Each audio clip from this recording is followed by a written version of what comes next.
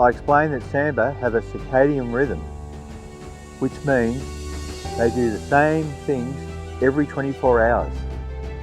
What changes every 24 hours isn't what they do, but it's where they do it. And where they do it is determined by the weather of the day, hunting pressure, and the location of the best food in that area at that time. My Hunt Smart system is based upon 40 years research into the biology, ecology and behaviour of Sambar. This knowledge has enabled me to devise the most effective strategies for hunting these elusive big brown deer.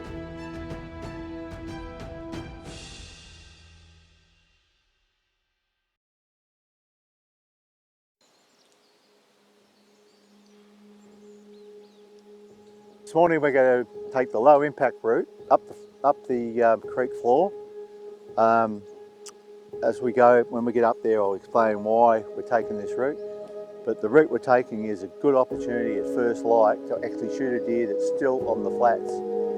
Because we'll be moving uphill, the catterbags will be bringing our scent down, and as a result, there's no way a deer is going to smell you. So let's go.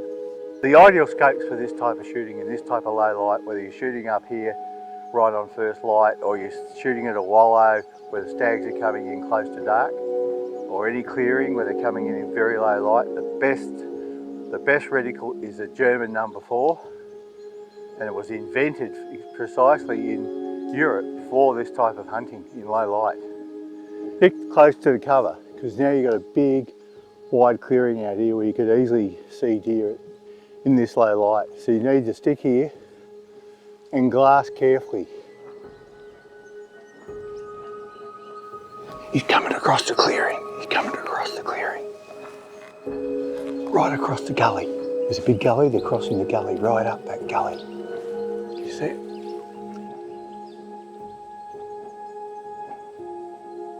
Can you all see the stag and the 2 hinds?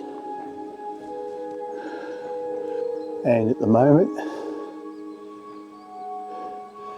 they're 377 yards away.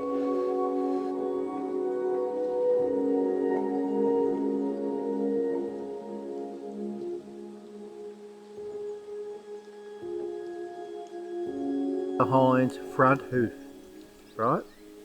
Because 2.5 fingers wide. The right cleave is quite a bit longer than the inside cleave. So that's the right front. And then we've got one here, again, which looks like she's just changed her foot position. And these are fairly fresh. See, they've still got mucus on them. They've probably been dropped overnight. Because that green mucus, you can see it on my fingers.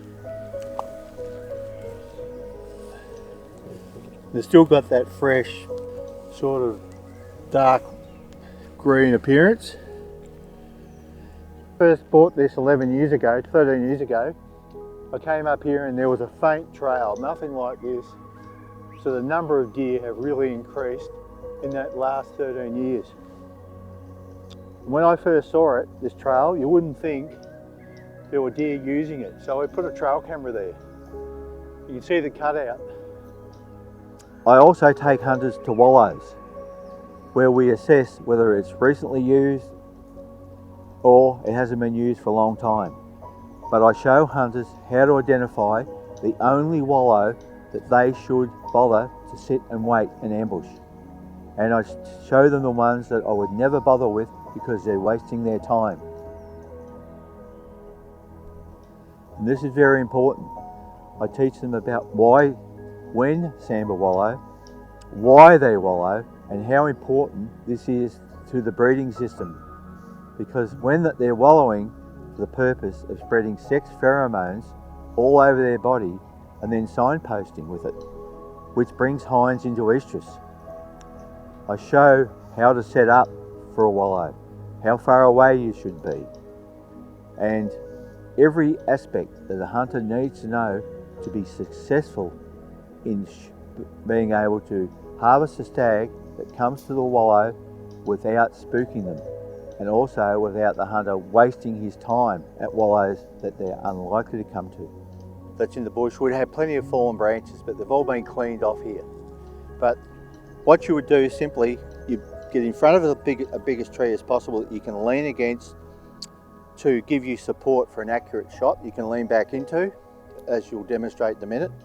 I teach hunters, participants on my training course, a step-by-step process that is necessary to take a well-aimed shot at an unalarmed sambar, especially one on an opposite face. I go through this from the beginning, and the first point I make is when a sambar is in its bed, you've got plenty of time, and the most important thing is to stay calm. And if you have a friend, for your friend to assist you in the setup process. I go through all the necessary attributes about needing a bipod so you can shoot accurately, about having a rangefinder so you can assess range the distance absolutely accurately and not guess and make a massive mistake and then wound the deer.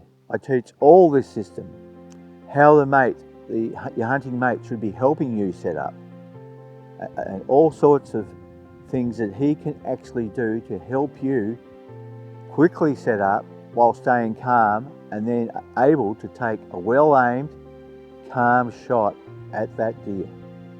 Here's the sun now coming around here to the west to set over here. So you can see the direct comparison, how thicker this west face is compared to back where we camped, right? So I had to adopt other strategies. And the strategies in the end were almost all sitting and waiting at spots where I'd seen the fresh sign of sambar crossing. Over here, this is the G I talk about in volume 1, the Stormy Weather Stag, and I mention it again in the Hunt Smart book. And the same as you go up further, you'll see wherever there's a dip in the fence, you're going to have these game trails converging at that point and all this worn mud where they're going out. Like I said today up there, the deer know where the sun hits. You've got to find those spots. But how about using Google Earth? You know, you can turn the sun toggle on the toolbar, and then you set it to real time and watch where the sun's actually hitting from dark to first light to first direct sun. Have you ever done that? Try that. That'll show you where the sun actually hits. But it's not going to allow for bloody heavy fog blocking it out. Heavy fog that's moved in and blocking it. Course participants learn firsthand just how far away sambar, with their bionic hearing, can hear the click of a camera shutter, the click of a noisy safety catch, a suppressed cough or suppressed human voice. All factors that can spook deer sambar up to 300 metres away. And this is very important to understand. I also teach them how to keep your scent away from these deer, all the tactics required, so that your scent isn't blown into where the deer are, into that gully head by an errant breeze. You can have a roof on it. I put a colorbond roof on mine, had a computer chair in it so I can swivel like this. No problem, you can do that. You can do whatever you like if you've got private property to put it on. Most of the deer are coming up from here. However, some deer could come straight up here, that's a possibility. And your thermals will be dropping down there. And as you can see, compared to the diameter of the cervical vertebrae, it's much narrower, much smaller piece of bone to hit. These much larger spinous process or dorsal bones, which are what form the wither, you know, the higher point that's directly above the brisket.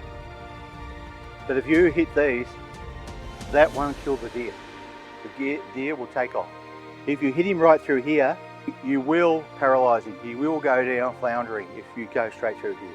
But he can survive shot through here and run off. I want to talk about the success stories on my website that testify to the effectiveness. The more than 70 success stories that have been sent to me by very happy past participants testify to the effectiveness of my Hunt Smart system. I have contact with countless other past participants who haven't sent success stories but have told me about how much more successful they have become. In fact, for the first time ever, after doing the course, they have been able to watch countless unalarmed sambar and take the shot when it's broadside and stationary and result in one-shot kills. The number of hunters that I've run into at hunting shows that I've attended, even at gun shops, that have stopped to tell me about how much more successful they have been since attending the course.